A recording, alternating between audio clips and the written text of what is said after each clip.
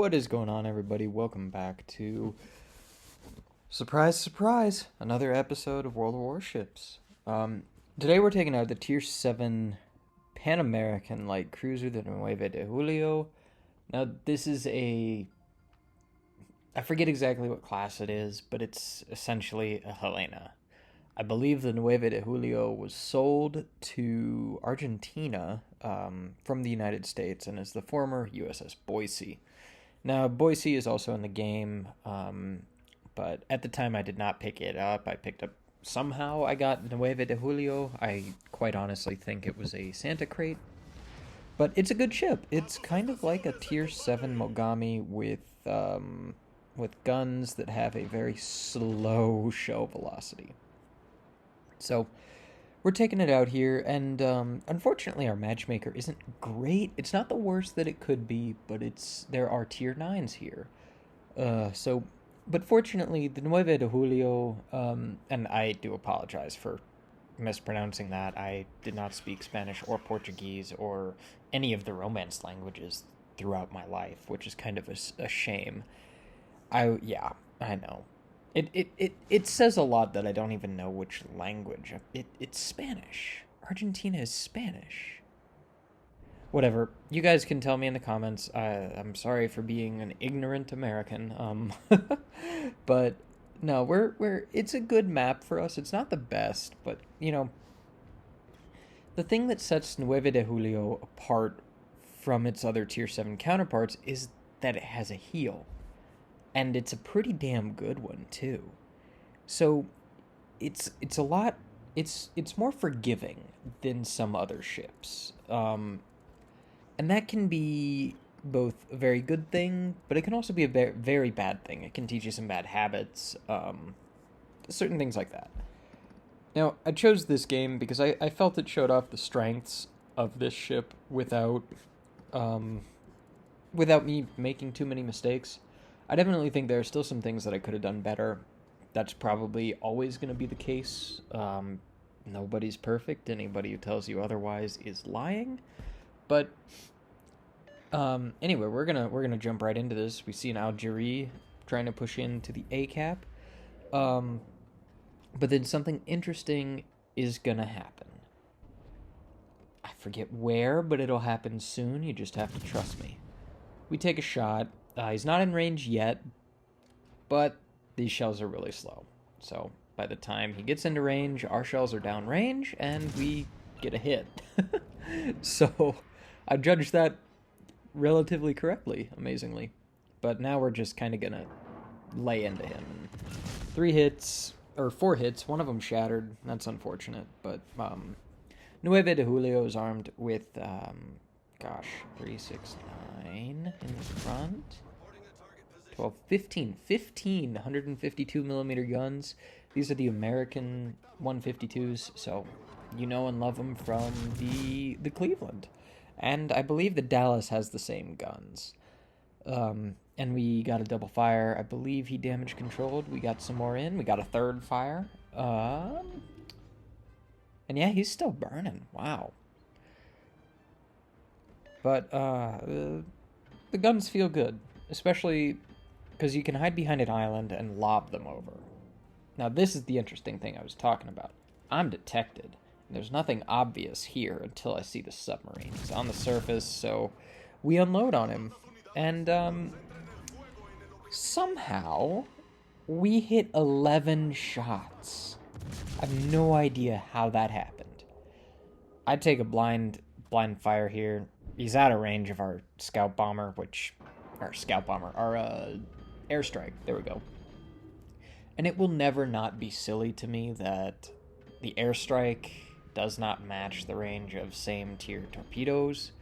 Granted, this is a tier 7, same tier submarine range. Granted, this is a tier 7. There's no tier 7 submarine, thankfully. But then you could also, put it in the middle instead of limiting it to tier 6 ranges. Come on. But this is wargaming we're talking about. Their decision making isn't all that well regarded.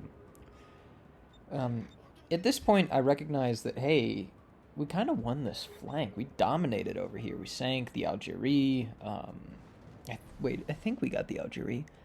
Our guys have chased him out of the cap, and we've got this space to work with here. We can actually push forward, and that's what I'm doing, following my submarine. So this, I, frankly, this was a weird match. I'm not entirely sure exactly why it happened the way it did, but it also represents capitalizing at the right time. Now I'm detected again, and I believe that's the enemy Benson detecting me. Is it a Benson? Yeah, it's a Benson. Now, I didn't take any shots because one of the unfortunate things about American 152s, or 6-inch guns, is the shell velocity. Great for farming battleships behind an island, very not ideal for trying to hit a nimble destroyer at anything less than point blank range. So I hold my fire. I do end up turning my guns over to him to try and get some shots off, but by the time I do, the DD's dead.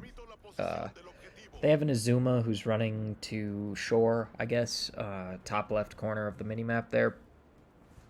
I mean, I know they're playing the Azuma the way it's supposed to be played, kiting away, far range, but it looked like for a minute my team was going to start chasing after them, so at some point I put in the chat, hey, can you guys not chase after the Cleveland? Because I didn't realize it was an Azuma at that point. The Cleveland is actually far closer to where I'm at. And right about here, you can start to see one of the downsides, I guess you could say, of the Nueve de Julio. It's relatively short range. Now, that A-gear is less than 14 kilometers away. Well, slightly more than 14 kilometers away, and he was out of range. So the range is a bit unfortunate. So we're pushing up, and with that heal, Nueve de Julio lets you do that, and lets you make those mistakes. But at this point, I don't think it's a mistake. I am going to do something here that I probably shouldn't have, and that's open up on the Cleveland. Of course, I didn't get enough lead because, well, y'all know American shells. I've said it like 3 times. But look at that arc. And, I mean, fortunately, there's nobody else around that could blap me. So in the end, not a huge deal. We only get 1 hit. Yeah, just 1 hit and no fires. So what's the point? But we're pushing him. We kind of have him in a pincer here, which is pretty darn good. Pushing forward, they're kind of forced. Oh shit, do we push towards C or do we go defend B? Are we in B? I think we're in B. And this Zeton apparently decides to come defend B. Or he's trying to kite away, I'm not entirely sure. But I notice his nose is pointed towards me, and that's something that I'm okay with, because he's only got the 1 front gun. And any Gneisenau player will tell you having even 2 guns is not ideal.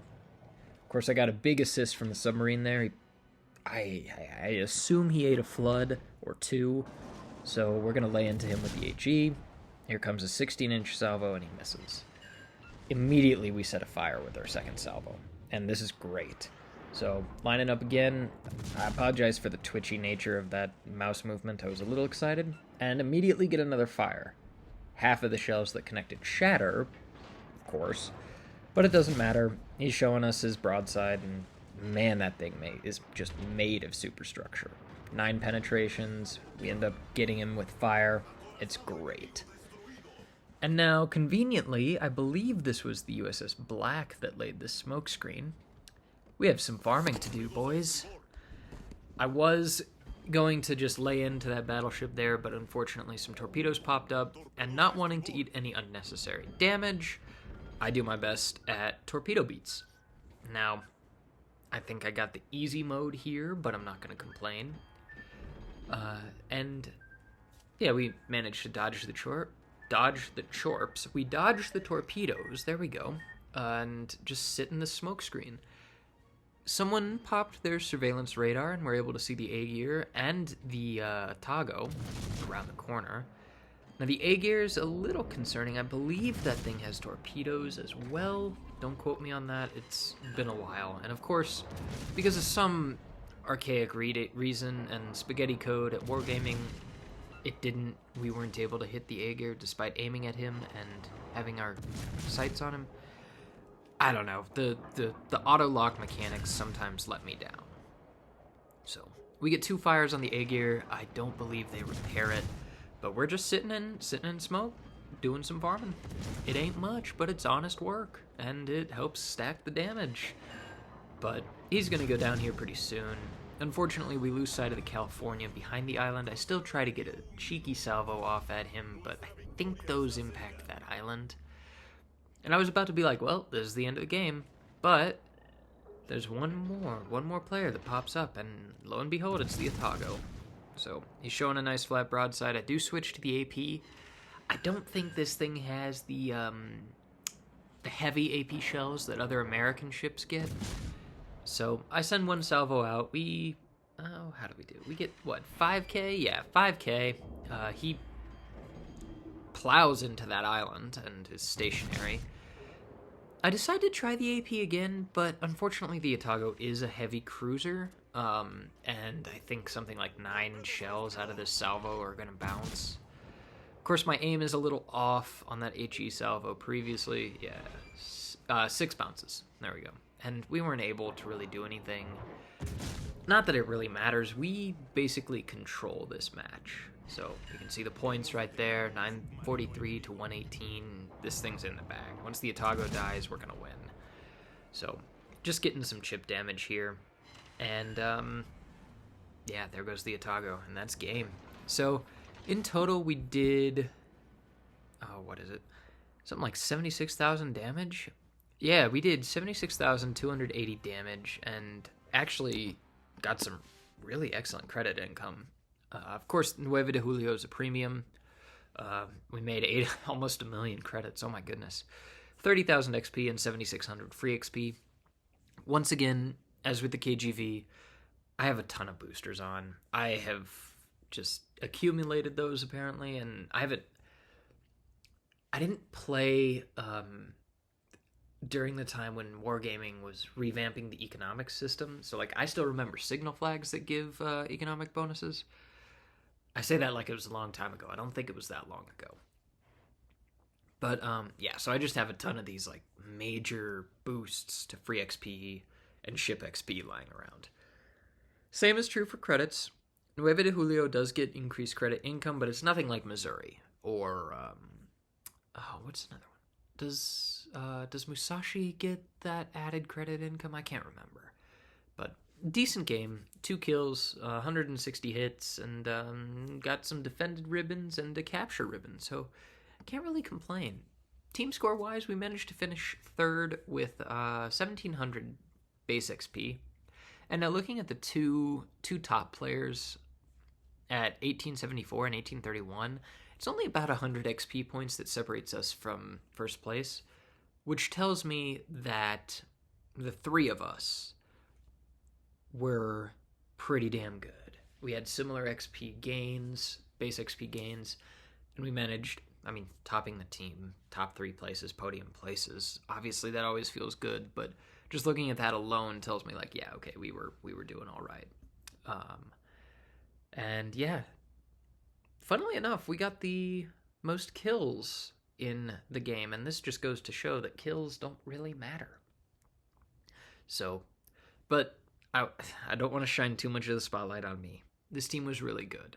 In fact, so good that we only had 2 players earn less than 1,000 XP, and we only lost 3 ships. This was a stomp. And frankly, I'm just glad I was able to contribute in the manner that I did. So, go team, hooray! Detailed report wise, we did 24k to the Zeton, 13k to the Aegir, and we ended up killing both of them. We dealt 18,000 to the Atago, which is, I think that thing has like 42,000 health, so roughly half. And then 14k to the Algerie, only 5k to the Salmon, the submarine, against 11 hits. Yikes. And the Cleveland damage done to them is not even worth mentioning, but yeah, we only received 6,000 damage. Not bad. I don't think we used a single heal, so yeah.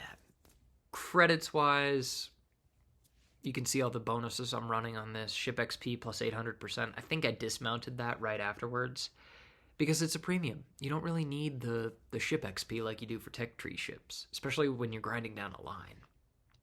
But, I guess it can be converted for doubloons, but I guess the free XP ships really aren't that compelling for me anymore. I mean, Alaska was like, I need this ship, and I got that ship. So, but the ones now, like the 2 Japanese ones, I think there's a pan-European one. They're just not as compelling. So, converting free XP is not that important to me right now. Got a nice chunk of Commander XP, though, 30,000. And I think I'm working towards IFHE on this captain, because I went with a standard cruiser build, concealment, and demolition expert. That's why we got so lucky with all the fires. But pretty basic cruiser build. Priority target, I mean, you saw it lighten up. And then I think preventative maintenance. I need to get better at, actually showing off my captain builds. That's something I'll work on in the next few videos. So get ready for that.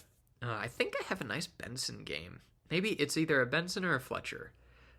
I can't remember. But it was a good game. It wasn't the highest, damage-wise, but it showed off in what I felt to be good destroyer play. So I'll get that ready for you all to share it.